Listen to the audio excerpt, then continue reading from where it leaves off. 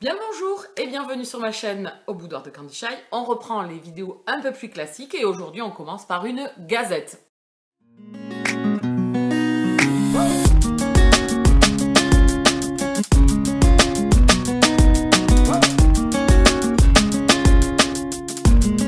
On se retrouve aujourd'hui pour une gazette avec du contemporain et de la romance contemporaine.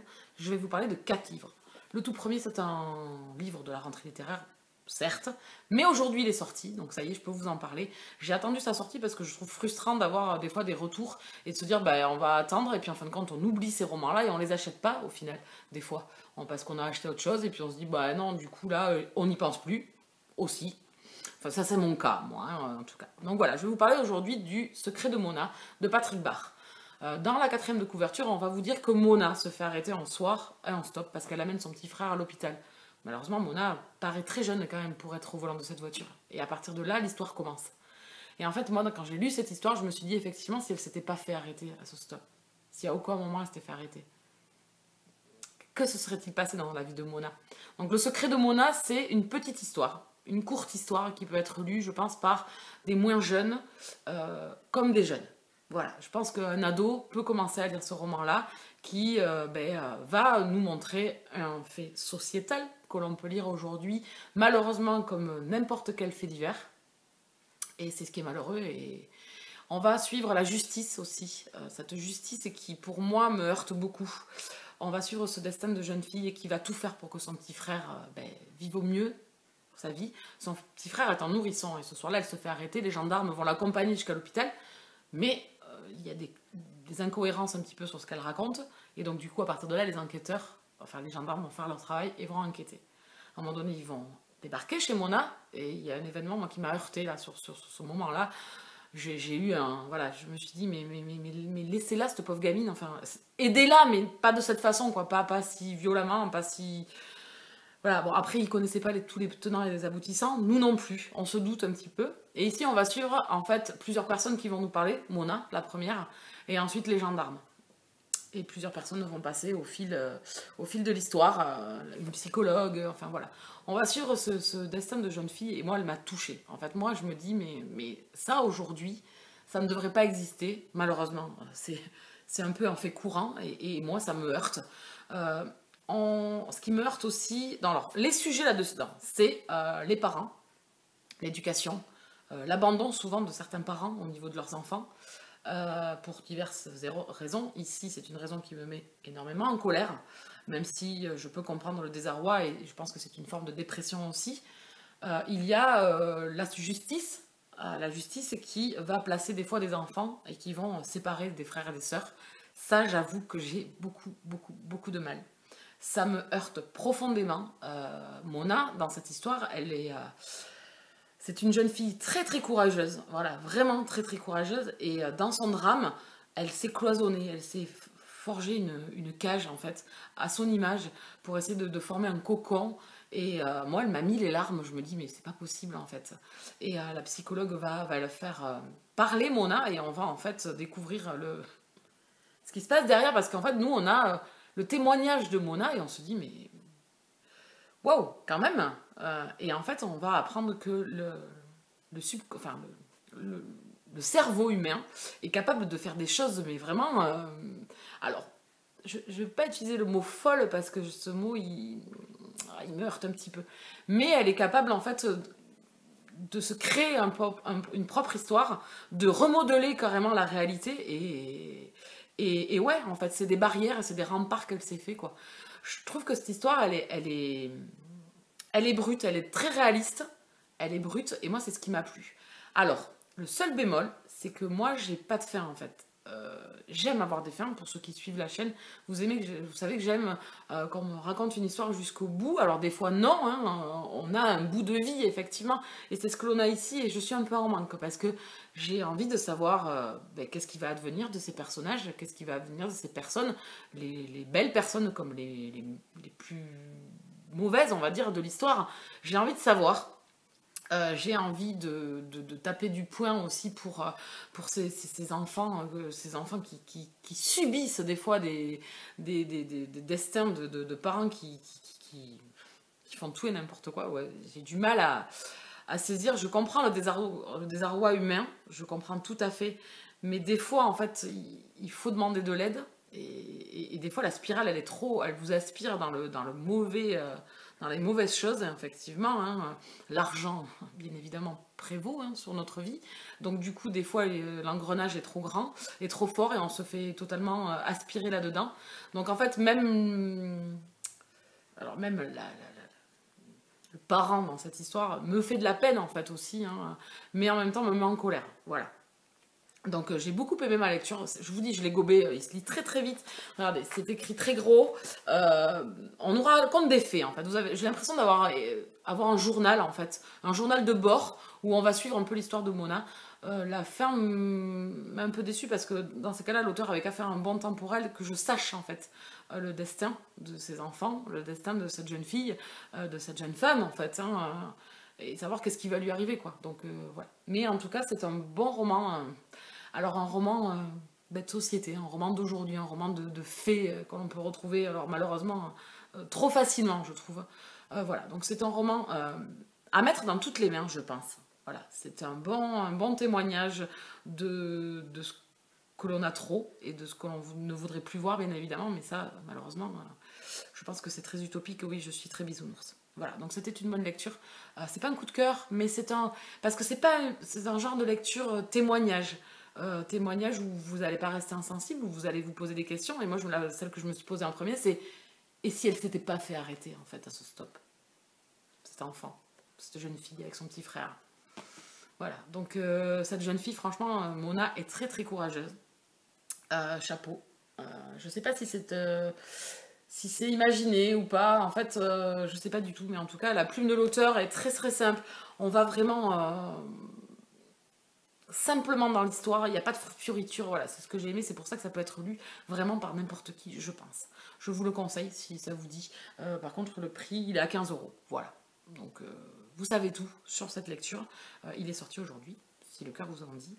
Alors, bien évidemment, moi, je suis bisounours, hein, donc moi, ce type d'histoire, bien évidemment, même si j'ai pas de coup de cœur, me touche. Voilà, me touche parce qu'on va me raconter. Alors, peut-être qu'il manque peut-être un peu d'émotion. Voilà, on reste extérieur, on a comme un journal de bord, donc en fait c'est très fractionné.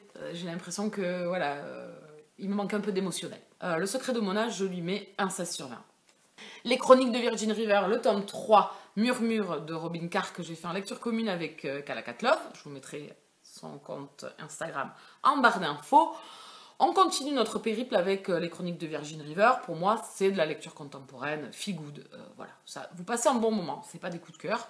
Les personnages sont attachants, c'est mignon, voilà, c'est un peu... comment dire? C'est un peu tout mignon. C'est un peu too much, c'est un petit tout mignon, mais ça marche. Ça fonctionne bien. Moi, à chaque fois, je passe un bon moment. J'aime beaucoup parce qu'en fait, on va suivre plusieurs personnages. Donc voilà, on alterne avec ces personnages qui sont tous un peu attachants dans cette petite ville de Virgin River. Voilà, donc c'est un contemporain qui se lit, qui se gobe. Voilà, vous passez un bon moment. Vous rentrez pas dans les profondeurs. Voilà, vous survolez les choses. Mais voilà, c'est un roman feel good, détente. Voilà. N'en attendez pas plus. Vous n'en aurez pas plus, enfin je pense pas. Mais ça a fait le job de passer un bon moment. Ici on va suivre Mike qui vient rejoindre Jake, donc qui est le jeune homme du tome 1, qui tient un bar à Virgin River, avec Vic, son ancien... Alors c'est des militaires tout ça, ils ont fait l'armée ensemble, ils sont allés en Afghanistan, ils ont fait plusieurs campagnes militaires, et ils se retrouvent à Virgin River. Mike vient le rejoindre parce qu'il est flic, et il a eu un problème à un moment donné sur une enquête, il s'est fait tirer dessus, donc il était en convalescence à Virgin River. Et à partir de là, il va rencontrer la jeune femme avec qui il va avoir une histoire. Leur histoire est vraiment mignonne, parce qu'ils ont morflé tous les deux. La jeune femme a eu des événements tragiques, et c'est vrai qu'elle m'a beaucoup touchée. Et ici, on a toujours des thèmes en fait dans Virgin River. Dans le tome 2, c'était être enceinte. Voilà, c'est attendre un enfant. Ici, c'était les agressions. Donc voilà, donc dans chaque tome, il y a un thème. J'ai hâte d'avoir le tome 4, puisqu'on va rencontrer encore un jeune homme qui a fait l'armée avec Jake, Vic et Mike. Et j'ai hâte de découvrir son tome parce que c'était très touchant. Voilà, il était très touchant parce que ça va être un amour compliqué. Et c'est le type de choses que j'aime beaucoup. Et c'est ce que je viens de lire dans Fucking Love tome 6. Et donc voilà, j'ai hâte de lire ce tome 4 que l'on va lire au mois de septembre. Donc j'ai passé un bon moment. Virgin River, ça matche bien. Je lui mets un 15 sur 20. On continue avec Les McCoy, le tome 1, L'Ogre et le Chardon de Alexiane Thiel. Je vous ai déjà parlé de ce roman dans ma vidéo vlog. Je ne vais pas m'étaler cette fois-ci dans mon avis. Je n'ai pas aimé ce roman. Je n'ai pas du tout aimé ce roman. Malheureusement, il n'y a rien qui m'a plu dedans. J'ai pas eu d'empathie pour les deux personnages principaux. J'ai pas trouvé le fait d'avoir pris des clans de nos jours. Ça ne m'a pas convaincue. J'aime beaucoup les clans des Highlanders. Je trouvais le concept pas mal. Mais l'auteur part sur beaucoup de choses et j'ai juste eu l'impression d'être avec des mafieux simplement. En fait, les clans n'ont pas évolué pour 3 sous pour certaines choses, mais par contre, pour d'autres, oui. Donc, ils sont en adéquation, en fait, un petit peu l'un avec l'autre. Les femmes sont traitées, bon, ça encore à la rigueur, même dans les clans de Highlanders de l'époque, les femmes, bon, hein. Dans d'autres types de romances, on peut trouver ce système-là, que j'aurais dans les mafieux, dans les riders, dans les bikers, ouais. Ici, bon, voilà, la fille, bon, moi, la problématique, c'est que la fille dit non, et que moi, si tu m'écris non dans un roman, c'est non, quoi, merde. Voilà, le mec se fout en colère et sous réserve qu'il y ait une attirance, pam. Non, moi, non, tu me mets non, c'est non, quoi. Tu me fais pas un doublon de... Voilà, un coup, voilà. Lui, quand il dit non, par contre, hop, hein, ceinture, hein, c'est bon, hein, j'ai dit non. Donc tu te calmes, mademoiselle. Voilà, donc bon, non, ça, alors, malheureusement, il y a tout ce que je n'aime pas dans la romance, tout ce qui ne me fait plus kiffer en romance MF, donc MF homme masculin, féminin, ça ne me plaît plus. Je m'en rends compte de plus en plus. Ce n'est pas ce que j'ai envie de lire, ce n'est pas du tout ce que j'ai envie de rechercher. Dans une romance historique, ça ne me pose pas de problème, parce qu'en plus, des fois, on a des femmes qui ont plus de caractère que ça, en plus. Ici, Phèdre, elle est en syndrome, puis en fin de compte, non, puis oui, puis non, puis voilà, non, mais non. On nous lance sur des secrets, on se doute bien qu'il va y arriver voilà, qu'elle nous cache quelque chose, bien évidemment, en rapport avec la vie de Phèdre. Hein, il n'y a que Phèdre qui s'en rend pas compte. Enfin voilà.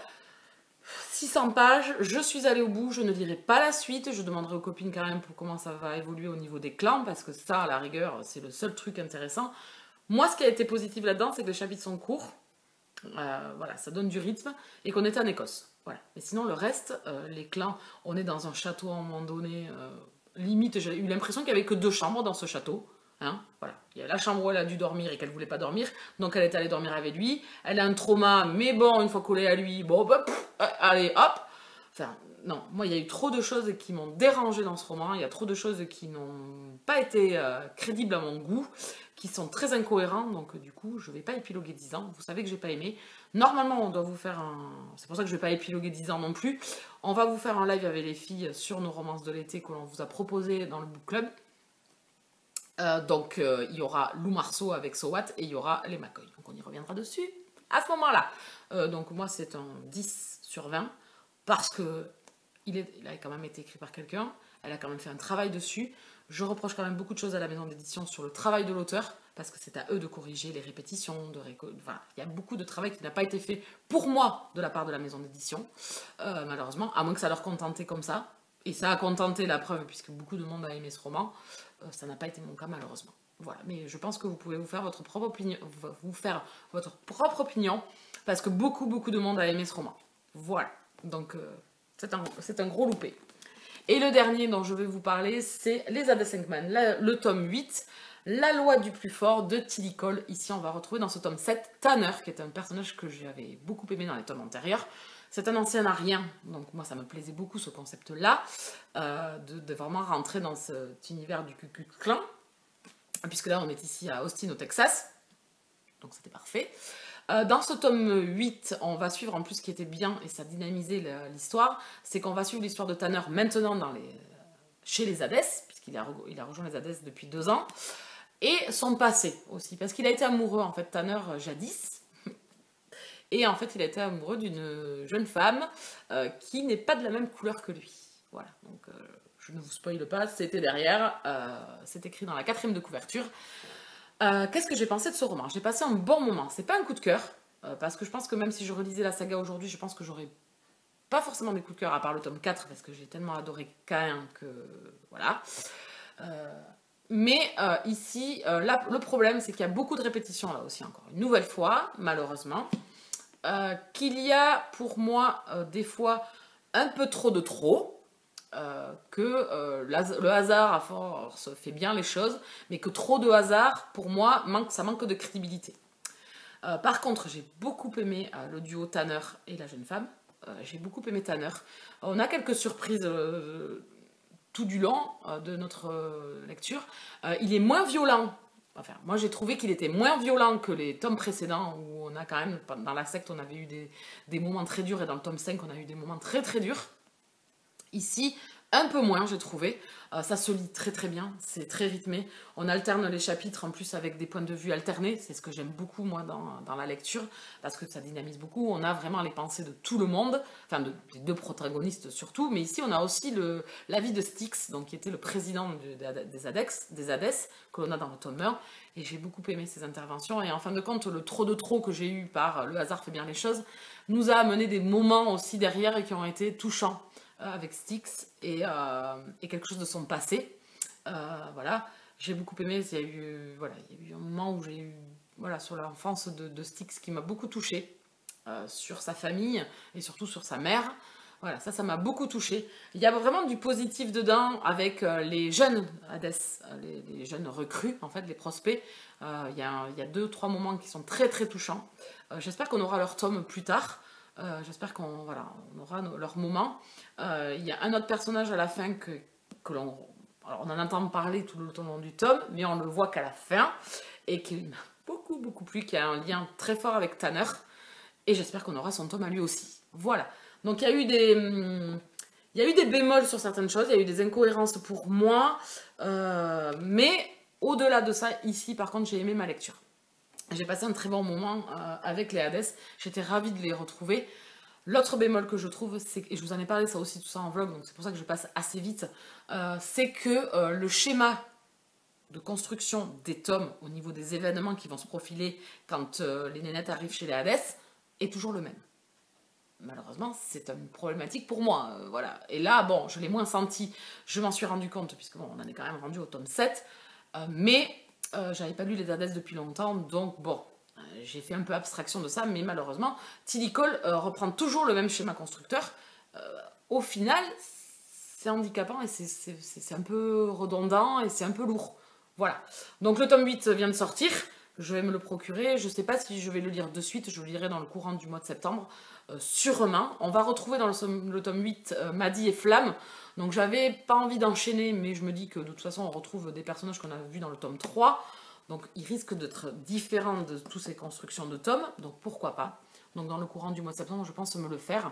En tout cas, ici, j'ai passé un bon moment, malgré ces petits bémols dont je vous ai parlé, et qui m'empêchent d'avoir un coup de cœur, hein, on va pas se le mentir. Mais j'ai beaucoup aimé Tanner. J'ai trouvé que sa vie n'a pas été facile. Je trouvais qu'il a réussi à se construire et à avoir vraiment une nouvelle personnalité, un nouvel objectif de vie, quelque chose de beaucoup plus sain pour lui. Et en même temps, il s'est battu contre lui-même pour devenir l'homme qu'il est aujourd'hui. J'ai eu des querelles vis-à-vis de Styx, le président des Hades, sur ses choix, sur ses motivations de choix, alors que Tanner quand même fait partie des Hades et je l'ai trouvé limite. Voilà. Et je l'avais trouvé limite avec Ryder dans le tome 4. Et ici, je le trouve très limite aussi. Donc voilà, c'est le seul bémol que j'ai au niveau de ce personnage qui sait me toucher aussi, mais qui, dans ses décisions, des fois, Non. Non, monsieur. Non. Voilà. Donc c'était encore un bon moment avec les Hades, avec tous ces petits bémols. Mais c'était un bon moment quand même. J'ai hâte de poursuivre cette lecture. Et ce sera prochainement. Je lui mets un 16/20. On a fait le tour des 4 lectures dont je voulais vous parler. Je vais m'arrêter là, j'ai très chaud. Je vais m'arrêter là, j'espère vous avoir donné envie peut-être de découvrir un certain de ces romans, peut-être même les McCoy, qui sait, hein, chacun a envie de se faire sa propre opinion des fois. Moi ça ne l'a pas fait, mais je vous dis, ça l'a fait avec beaucoup de monde, donc pourquoi pas. Je vous laisse là, j'ai été très bavarde. Je vous dis à très vite pour de prochaines vidéos, et n'hésitez pas à vous abonner à la chaîne, à mettre un petit plus, bien évidemment ça fait découvrir la chaîne, pour qu'elle se développe, qu'elle grandisse, qu'elle devienne un peu plus grande chaque jour. Et moi je vous laisse là et je vous retrouve très bientôt. Bisous câlins.